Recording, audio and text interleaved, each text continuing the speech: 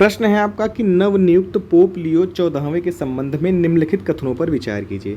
प्रश्न को ध्यान से देखिए तब उत्तर दीजिएगा कि पूछ रहा है कि उपयुक्त में से कौन सा कथन सही है। तो जो कथन दिए गए उसमें सही का कथन आपको चयन करना है। जब हम यह कहते हैं कि प्रश्न को ध्यान से देखिए तो उसका अर्थ यह है कि प्रश्न में जो भी कथन दिए गए हैं उसको ठीक से पढ़िए, उसके बाद उत्तर दीजिए, क्योंकि ये जो करंट अफेयर्स के प्रश्न बनाए गए हैं इस तरीके से डिजाइन किए गए हैं कि अगर आप प्रश्न को ठीक तरीके से हल कर लेते हो तो प्रश्न के माध्यम से ही आपको पूरे प्रश्न की उत्तर सहित व्याख्या मिल जाएगी। जैसे इस प्रश्न को आप सॉल्व करिए, खुद ही समझ में आएगा। तो किसी भी प्रकार से आपसे प्रश्न पूछा जाएगा आयोग के द्वारा तो आप उसे आसानी से टैकल कर लोगे। जैसे इसमें नवनियुक्त जो पोप लियो 14वें हैं उनसे संबंधित सभी बातों को समाहित किया गया है प्रश्न में ही। पहला कथन है कि वह पहले अमेरिकी मूल के पोप हैं, तो एकदम सही बात है, तो पहला कथन सही है। दूसरा है कि पोप का चयन वेटिकन सिटी में स्थित सिस्टीन चैपल में किया जाता है, तो दूसरी बात भी एकदम सही है। तीसरा है आपका कि पोप का कार्यकाल 5 वर्षों के लिए तय किया जाता है, तो ये रॉन्ग बात है, ये गलत कहा गया है। पोप का कार्यकाल नियत ही नहीं होता है, तो तीसरा आपसे प्रश्न कथन गलत करा लिया। तो इस हिसाब से कौन सा सही हुआ इस विकल्प में? ऑप्शन ए इसका सही हुआ, केवल 1 और 2। तो जो नवनियुक्त पोप लियो 14वें हैं उनसे संबंधित जितने भी फैक्ट पूछे जा सकते हैं आयोग के द्वारा, प्रश्न बनाए जा सकते हैं, वो सभी इसमें समाहित हो गए हैं। ठीक है, तो ध्यान से प्रश्न को देखकर उत्तर करिए और अंत में कितने प्रश्न आपने सही किए कमेंट बॉक्स में जरूर बताइएगा। अगला प्रश्न है आपका कि अल्फा अल्फा बीजों के संबंध में निम्नलिखित कथनों पर विचार कीजिए। इसमें भी आपसे पूछ के आ रहा है कि कौन सा कथन सही है। देखिए ये प्रश्न अगर आप देखोगे ध्यान से तो ये आपका जीके का भी प्रश्न बनता है और करंट का भी बन जाएगा। तो पहला कथन दिया गया है सही है, आपको बताना है कि यह एक पौष्टिक पौधा है जिसका उपयोग पशु आहार के रूप में किया जाता है तथा इसका वैज्ञानिक नाम मेडिकागो सेटिवा है, तो एकदम सही बात कही गई है। दूसरा है हाल ही में अमेरिका ने भारत से इन बीजों के आयात शुल्क को कम करने की मांग की है, तो ये करंट का प्रश्न हो जाता है। यहाँ से वन लाइनर भी करंट पूछा जा सकता है कि जो अल्फा अल्फा बीज हैं किस देश ने इसके आयात शुल्क को कम करने की मांग भारत से की है, तो किसने? अमेरिका ने। तो ये प्रश्न, ये कथन भी एकदम सही कहा गया है। तीसरा, यह एक फलीदार पौधा है जिसके कारण वायुमंडल से मृदा में नाइट्रोजन को स्थित करने की क्षमता होती है। तो तीनों कथन जो कहे गए हैं करंट और जीके के हिसाब से तीनों बात सही हैं। तो इस प्रश्न का जो सही उत्तर होगा वो होगा आपका ऑप्शन डी, उपयुक्त सभी।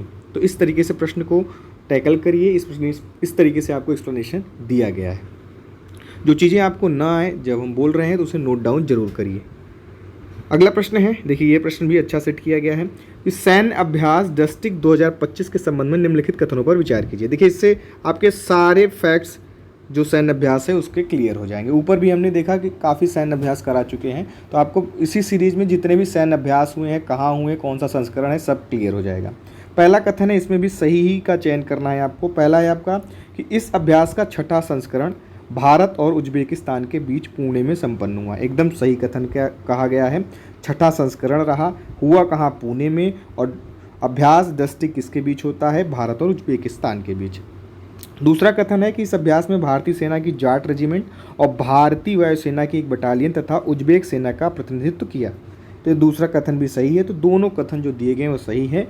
तो इस प्रश्न का जो सही उत्तर होगा वो होगा आपका ऑप्शन सी, 1 और 2 दोनों। जब तक हम प्रश्न को पढ़ते रहते हैं तो आप कमेंट बॉक्स में अपने उत्तर दे सकते हैं। अगला प्रश्न देखते हैं, संयुक्त राष्ट्र वैसाख दिवस 12 मई 2025 के बारे में निम्नलिखित कथनों पर विचार कीजिए। तो पहला तो यही आप याद रख लीजिएगा कि जो वैसाख दिवस है संयुक्त राष्ट्र वह कब मनाया जाता है? 12 मई को। तो एक यही नोट डाउन कर लीजिए। अब पूछ रहा है इसमें भी कौन सा कथन सही है। कथन दिया गया है पहला कि भारत संयुक्त राष्ट्र वैसाख दिवस के अवसर पर आयोजित होने वाली अंतर्राष्ट्रीय प्रदर्शनी में बुद्ध के पवित्र अवशेष भेजेगा। एकदम सही बात कही गई है, अपने सारनाथ से यह भेजा जाएगा। जो अंतर्राष्ट्रीय प्रदर्शनी हो रही है कहाँ हो रही है ये लिख लीजिएगा, वियतनाम में। ठीक है, तो वियतनाम में यह हो रहा है। और यहाँ क्या होगा कि अंतर्राष्ट्रीय प्रदर्शनी में बुद्ध के पवित्र अवशेष भेजेगा भारत। यह प्रदर्शनी संस्कृति मंत्रालय और अंतर्राष्ट्रीय बौद्ध परिसंघ द्वारा संयुक्त रूप से आयोजित की जा रही है। तो दूसरा कथन भी सही है। तीसरा है कि बुद्ध पूर्णिमा को triple blessed day, Buddha Purnima के दिन क्या होता है बौद्ध धर्म में, ये हम लोग पढ़े हैं कि बुद्ध जी का इसी दिन बुद्ध पूर्णिमा को जन्म, ज्ञान और महापरिनिर्वाण का एक ही दिन हुआ था। तो ये तीसरा कथन भी आपका एकदम सही है।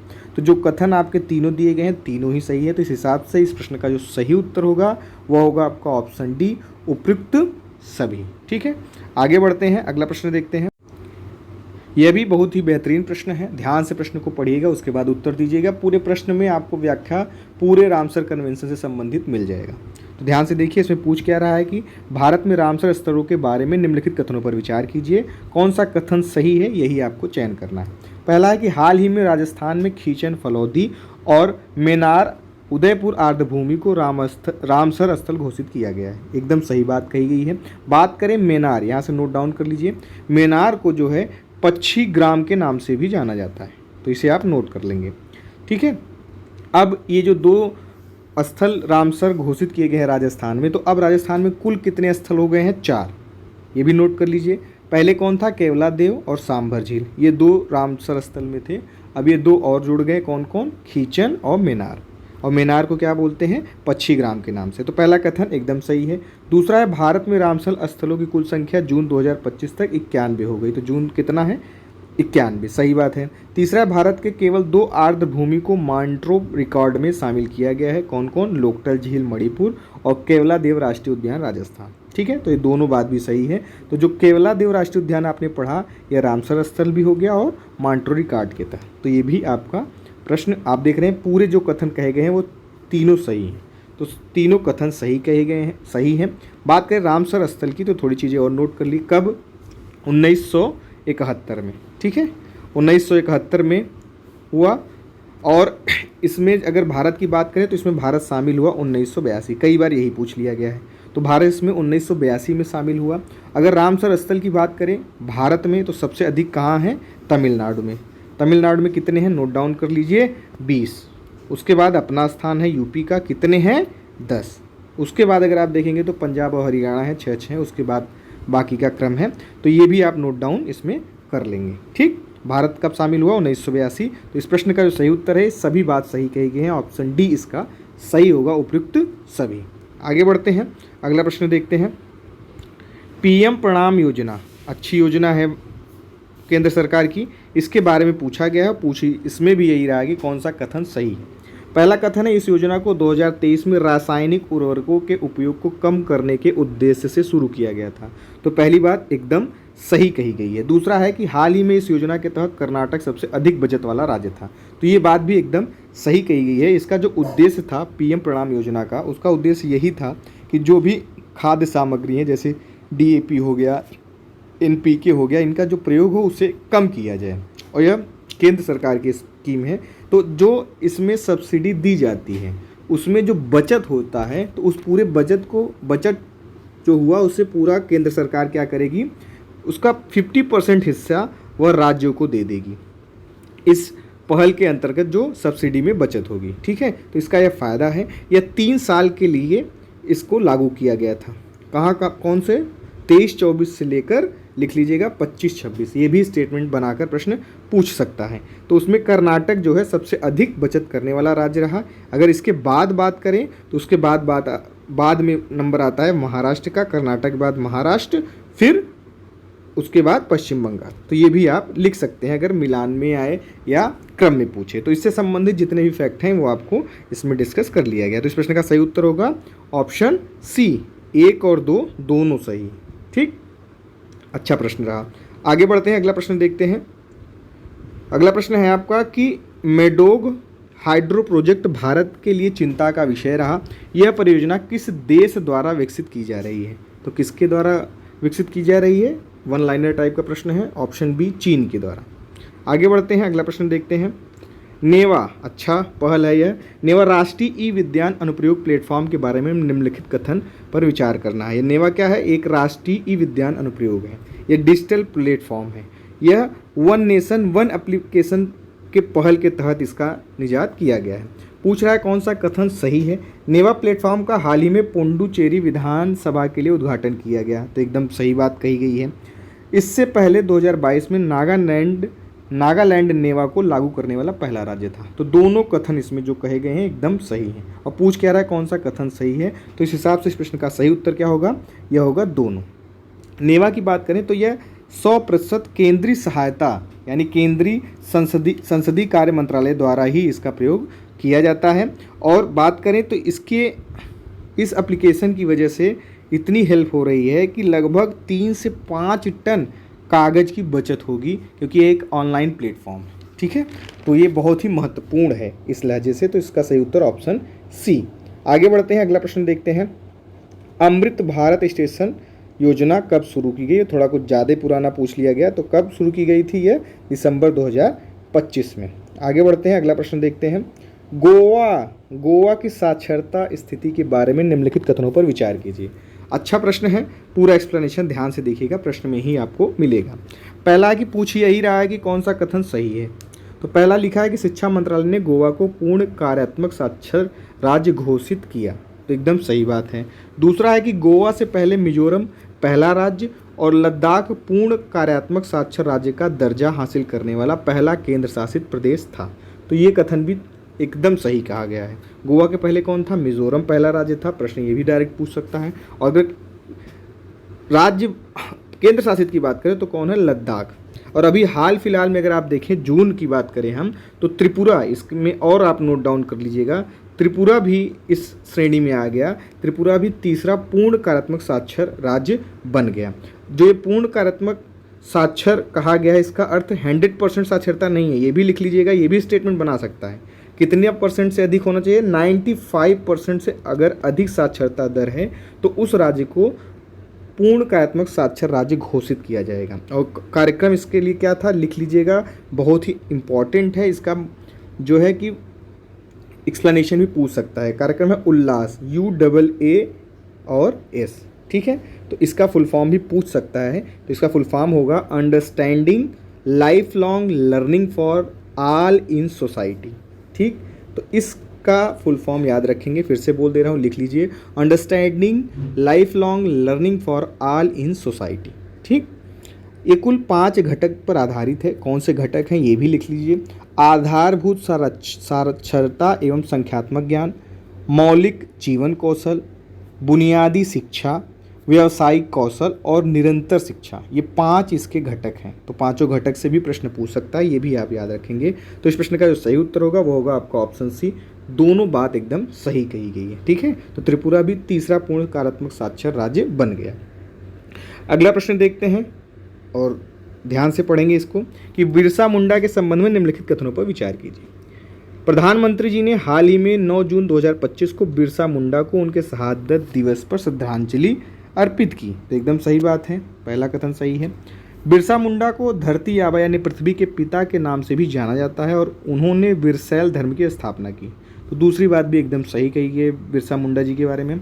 तीसरा है उलगुलान आंदोलन 1895 से 1900 शुरू करने के लिए उन्हें 2 साल के लिए जेल में डाल दिया गया। तो जो कथन दिए गए हैं तीनों सही कहे गए हैं। जो करंट रहा इसका कि 9 जून को प्रधानमंत्री जी ने शहादत दिवस पर श्रद्धांजलि अर्पित की थी बिरसा मुंडा जी के बारे में। और जो 2 और कथन है वो इस जीके के तरीके के हैं, तो इस प्रश्न का सही उत्तर है वो है आपका ऑप्शन डी, उपयुक्त सभी। ठीक है, आगे बढ़ते हैं, अगला प्रश्न देखते हैं। किस राज्य में वन विभाग ने ग्रेट इंडियन बस्टर्ड सोन चिड़ैया के नवजात बच्चों का नाम ऑपरेशन सिंदूर और इसमें शामिल सैन्य कर्मियों के नाम पर सिंदूर, व्योम, मिश्री और सोफिया रखा? तो कौन सा राज्य है यह? अपना राजस्थान, ऑप्शन बी इसका सही उत्तर है। 1 लाइनर प्रश्न है, बहुत एक्सप्लेन करने की आवश्यकता यहाँ नहीं है।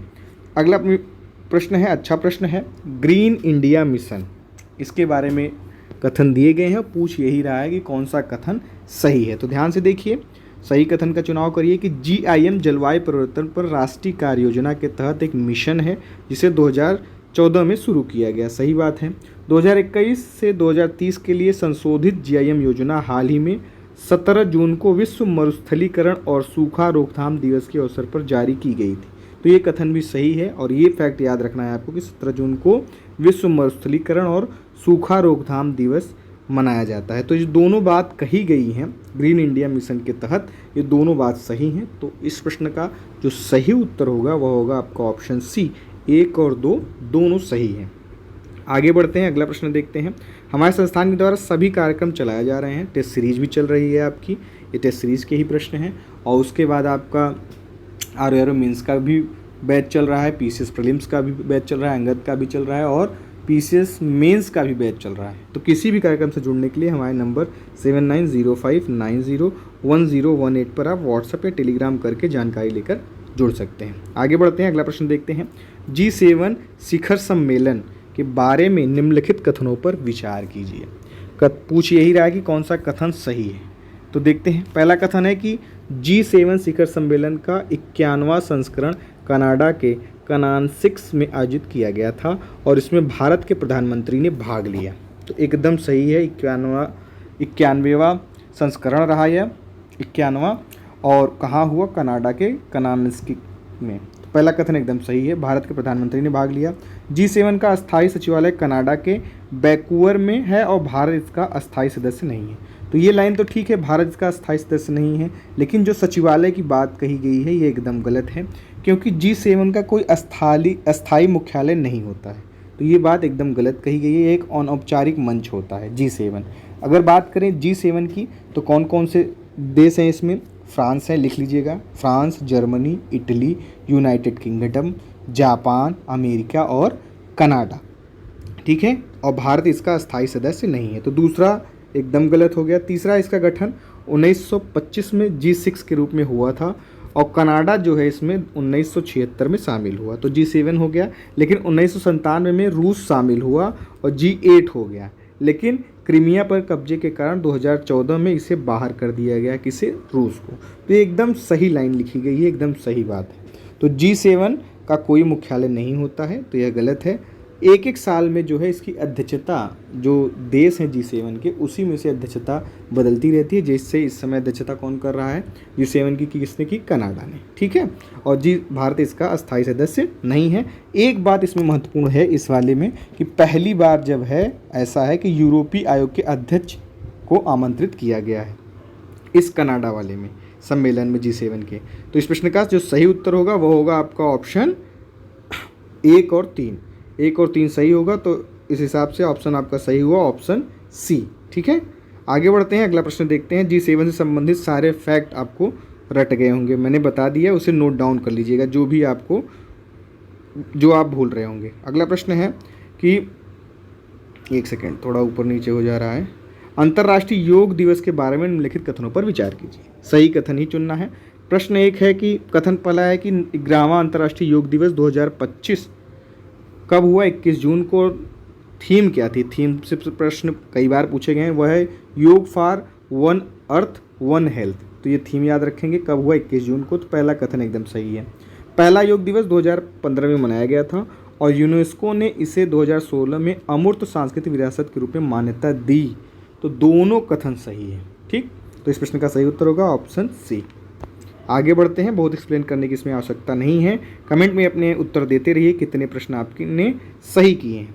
अच्छा प्रश्न, साहित्य अकादमी युवा और बाल साहित्य पुरस्कार 2025 के संबंध में प्रश्न किया गया है। पूछ यही रहा है आपसे कि कौन सा कथन सही है। स्लाइड रोक के उत्तर करिएगा। पहला है साहित्य अकादमी युवा पुरस्कार 2025, इसे 24 भाषाओं में 23 लेखकों को दिए जाने की घोषणा की गई थी और प्रत्येक लेखक को प्रतिभाषा केवल एक बार सम्मानित किया जाता है। तो एकदम सही बात है। दूसरा है बाल साहित्य पुरस्कार 2025, इसे 24 भाषाओं में 24 लेखकों को दिए जाने की घोषणा की गई थी। यह पुरस्कार 9 से 16 वर्ष के पाठकों के लिए लिखे गए बच्चों के साहित्य के लिए है। तो दूसरी बात भी एकदम सही कही गई है। अब इसमें आपको नोट क्या करना है, नोट करिए कि जो साहित्य अकादमी युवा पुरस्कार है तो 2 भाषा जरूर याद रखिए, हिंदी में किसे दिया गया और इंग्लिश में। तो हिंदी भाषा में दिया गया है साहित्य अकादमी युवा पुरस्कार, लिख लीजिएगा। पार्वती तिर्की को दिया गया है, किसके लिए?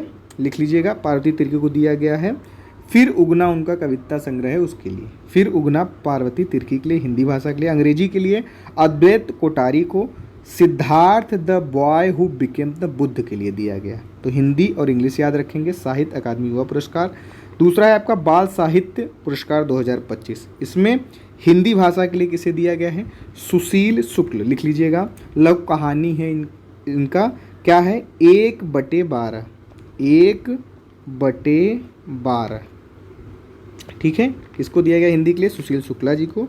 अंग्रेजी के लिए दिया गया नितिन कुशलप्पा को, किसके लिए? दक्षिण south the Indian myths and कैवल्स रिटोल्ड, इसके लिए दिया गया।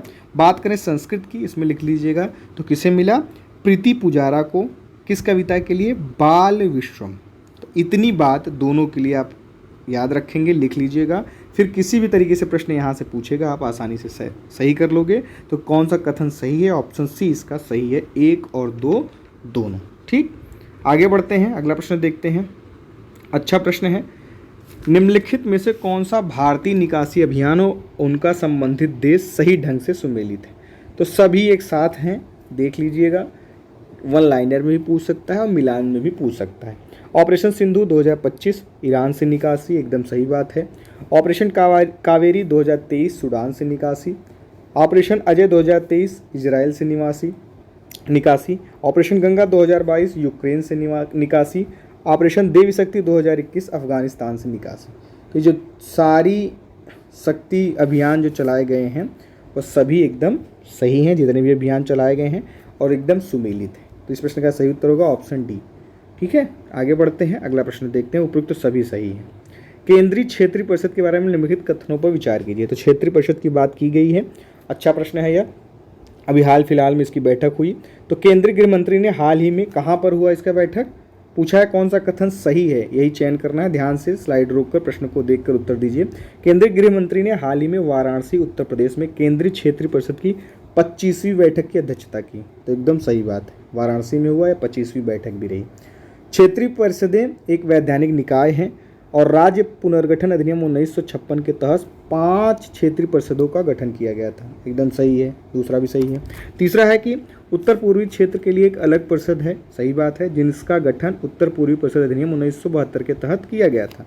ये बात भी एकदम सही कही है। चौथा कथन है केंद्रीय क्षेत्रीय परिषद के तहत, हाँ, केंद्रीय क्षेत्रीय परिषद में कौन कौन है? उत्तर प्रदेश है, मध्य प्रदेश है, छत्तीसगढ़ और उत्तराखंड। तो ये भी सही है। तो सारे कथन जो दिए गए हैं केंद्रीय क्षेत्रीय परिषद से वह सभी सही है। ठीक है, करंट में क्या है कि इसकी 25वीं बैठक वाराणसी में हुई, केंद्रीय गृह मंत्री ने इसकी अध्यक्षता की। तो इस प्रश्न का सही उत्तर होगा ऑप्शन डी, उपयुक्त सभी इसके सही होंगे। आगे बढ़ते हैं, अगला प्रश्न देखते हैं। यूरोपीय परमाणु अनुसंधान संगठन के वैज्ञानिकों द्वारा उच्च ऊर्जा कण टक्कर के माध्यम से किस तत्व को थोड़ी मात्रा में सोने में परिवर्तित किया गया था? तो कौन सा ऐसा तत्व है? ऑप्शन बी, सीसा। एकदम सीधा सीधा प्रश्न है यह। अगला प्रश्न है, चंडिल बांध हाल ही में खबरों में था, यह किस राज्य में स्थित है? तो चंडिल बांध कहाँ है? ये आपके ऑप्शन दिए हैं, कर्नाटका, मध्य प्रदेश, झारखंड या पश्चिम बंगाल। तो चंडिल बांध है ऑप्शन सी, झारखंड में। चर्चा में क्यों रहा कि सुवर्ण रेखा नदी का जलस्तर जो है वो बढ़ जाता है, उसके कारण चंडिल बांध का जो 5 रेडियल गेट है उसे खोल दिया जाता है, तो वहाँ बाढ़ जैसी स्थिति हो जाती है। तो झारखंड राज्य में जो है वह हाई अलर्ट जारी कर दिया जाता है, इसलिए यह बांध चर्चा में रहा, तो पूछा जा सकता है। आगे बढ़ते हैं, अगला प्रश्न देखते हैं। मादक द्रव्यों के सेवन और अवैध तस्करी के खिलाफ अंतर्राष्ट्रीय दिवस। ध्यान से इसको देखना है और पूछ यही रहा कि कौन सा कथन सही है। पहला है कथन कि यह दिन 26 जून को मनाया जाता है और 2025 के लिए इसका विषय क्या है? चक्र को तोड़ें, संगठित अपराध को रोकें। तो थीम याद रखेंगे और दिवस कौन सा है? 26 जून। क्या? मादक द्रव्यों के सेवन और अवैध तस्करी के खिलाफ अंतर्राष्ट्रीय दिवस। तो पहला कथन एकदम सही है। दूसरा है कि ड्रग्स तस्करी के तहत ट्रिपल फ्रंटियर जोन में शामिल देश कौन कौन से हैं? ट्रिपल फ्रंटियर जोन में लिख लीजिएगा, अर्जेंटीना है, ब्राज़ील है और पराग्वे। तो एकदम सही है, दूसरा कथन भी सही है। अब इसी में 2 और हैं, लिख लीजिए तुरंत पेन कॉपी लेकर कि गोल्डन क्रिसेट, ये वन लाइनर मतलब जीके का प्रश्न है। गोल्डन क्रिसेट में कौन कौन आता है? लिख लीजिएगा, ईरान। एक्स्ट्रा बता रहे हैं तो लिखिए, बनता है हमेशा पर प्रश्न। ईरान, अफगानिस्तान और पाकिस्तान, ये किसके अंतर्गत हैं? Golden crescent. फिर एक नाम और आता है गोल्डन ट्रायंगल। तो गोल्डन ट्रायंगल के अंतर्गत कौन कौन सा आता है? लिख लीजिएगा, लाओस और म्यांमार और थाईलैंड। तो गोल्डन ट्रायंगल, गोल्डन क्रिसेंट और जो दिया गया है ट्रिपल फ्रंटियर जोन। तो ये तीनों से प्रश्न ज्योग्राफी में पूछे गए हैं और पूछे भी जा सकते हैं आगे। तो दूसरा भी सही है। तीसरा है विश्व स्तर पर सबसे अधिक इस्तेमाल की जाने वाली दवाएं कौन है? भांग, ओपियोइड, एफ्टेमिन, कोकीन और परमानेंट मतलब एक्सटेसी। इंग्लिश देख लीजिएगा थोड़ा सा। तो पूछ यही रहा है कौन सा कथन सही है। तो तीनों बात जो कही गई हैं वो सही हैं। जो 2 मैंने अलग से बताया, गोल्डन ट्रायंगल और गोल्डन क्रिसेट, इसे आप जरूर लिख लीजिएगा। तो उपयुक्त सभी सही हैं, ऑप्शन डी इसका सही उत्तर है। आगे बढ़ते हैं, ऑप्शन ऑपरेशन मिडनाइट हैमर और भारत के पहले घरेलू आय सर्वेक्षण के बारे में निम्नलिखित कथन दिया गया और पूछ रहा है इसमें कौन सा कथन सही है। तो ईरान की 3 प्रमुख परमाणु सुविधाएं नटांज और इस्फहान और फोर्डो हाल ही में ऑपरेशन मिडनाइट हैमर के तहत अमेरिका द्वारा नष्ट कर दी गई। तो ध्यान रखना है इसे कि यह किसके द्वारा मिडनाइट हैमर हुआ, अमेरिका के द्वारा। किसके ऊपर, ईरान के ऊपर। और 3 परमाणु प्रमुख सुविधाएं, ये भी पूछा जा सकता है, नटांज, इस्फहान और फोर्डो। तो पहला कथन एकदम सही है। दूसरा, भारत का पहला घरेलू आय सर्वेक्षण NSS द्वारा 2026 में आयोजित किया जाएगा। तो ये बात भी एकदम सही है, दोनों कथन सही हैं। ऑप्शन सी इसका सही उत्तर होगा। आगे बढ़ते हैं, अगला प्रश्न देखते हैं। मले महादेश्वर हिल्स वन्यजीव अभयारण्य जो खबरों में था कहाँ स्थित है? अच्छा प्रश्न है, खूब चर्चा में रहा। तो इसका जो सही उत्तर है ऑप्शन है आपके मध्य प्रदेश, कर्नाटक, राजस्थान, उड़ीसा। सही उत्तर है आपका ऑप्शन बी, कर्नाटक। महादेश्वर हिल वन्य जीव अभयारण्य जो है यह किसके लिए चर्चित है? बाघ के लिए। चर्चा में इसलिए रहा कि एक बाघिन और 4 शावकों की यहाँ मृत्यु हो गई। ठीक है। अगर कर्नाटक की बात करें तो दूसरे नंबर पर है जहाँ बाघों की संख्या सबसे अधिक है। पहले नंबर पर कौन है? मध्य प्रदेश। लगभग कितनी जनसंख्या है बाघ की? 785। ये भी नोट कर लीजिएगा। ठीक है। और कर्नाटक की बात करें तो कितनी है वहाँ पर संख्या? 563। अगर बात करें प्रोजेक्ट टाइगर की तो कब आया? 1973 में। टाइगर दिवस की बात करें तो कब मनाया जाता है? 29 जुलाई को। ये भी नोट कर लीजिएगा। सबसे बड़ा टाइगर रिजर्व की बात करें, ये भी नोट कर लीजिएगा, वह कौन सा है? अपना नागार्जुन सागर। कहाँ है? आंध्र प्रदेश में। सबसे छोटे की बात करें तो कहाँ है? औरंग में। औरंग कहाँ है? असम में। तो सारे बाघ संबंधित जितने फैक्ट हैं वो भी क्लियर हो गए। आगे बढ़ते हैं, अगला प्रश्न देखते हैं। सांख्यिकी दिवस के संबंध में निम्नलिखित कथनों पर विचार कीजिए। पूछ रहा है कौन सा कथन सही है। सांख्यिकी दिवस 29 जून को PC महालनोबिस की जयंती पर मनाया जाता है। इसे भारत सरकार द्वारा 2007 से शुरू किया गया था। तो एकदम सही बात है। संयुक्त रक्षा समिति की बैठक हाल ही में जोहान्सबर्ग, दक्षिण अफ्रीका में आयोजित की गई थी। ये बात भी एकदम सही कही है। तीसरा, 2025 के CR राव पुरस्कार विजेता डॉक्टर प्रजामित्र भुइयां थे। तो तीनों बात जो कही गई है सही है। ये डेट याद रखेंगे, 29 जून सांख्यिकी दिवस के रूप में मनाया जाता है। तो उपयुक्त सभी जो दिए गए हैं सही है। आगे बढ़ते हैं, अगला प्रश्न देते हैं। सतत विकास रिपोर्ट, बहुत ही बेहतरीन प्रश्न बनते हैं हमेशा।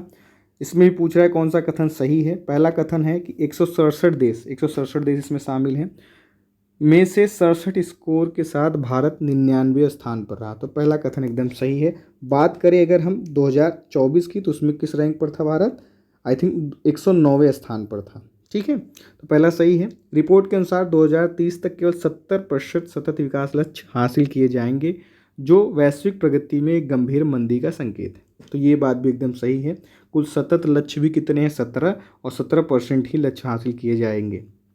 तो गंभीर स्थिति बनी हुई है। तो दोनों कथन इसमें सही कहे गए हैं। कुल 167 देश हैं। भारत का स्थान वर्तमान में इस बार में कितना रहा? 99। पहले नंबर की बात करें तो कौन है? लिख लीजिएगा। सतत विकास रिपोर्ट में पहले नंबर पर है फिनलैंड, फिर है स्वीडन, फिर है डेनमार्क। तो ये भी लिख लीजिएगा, इसमें नहीं है, नोट डाउन कर लीजिए। तो इस प्रश्न का सही उत्तर होगा ऑप्शन सी, दोनों। लाइट कट गई है यार, बहुत गर्मी लग रही है। अगला प्रश्न देखते हैं।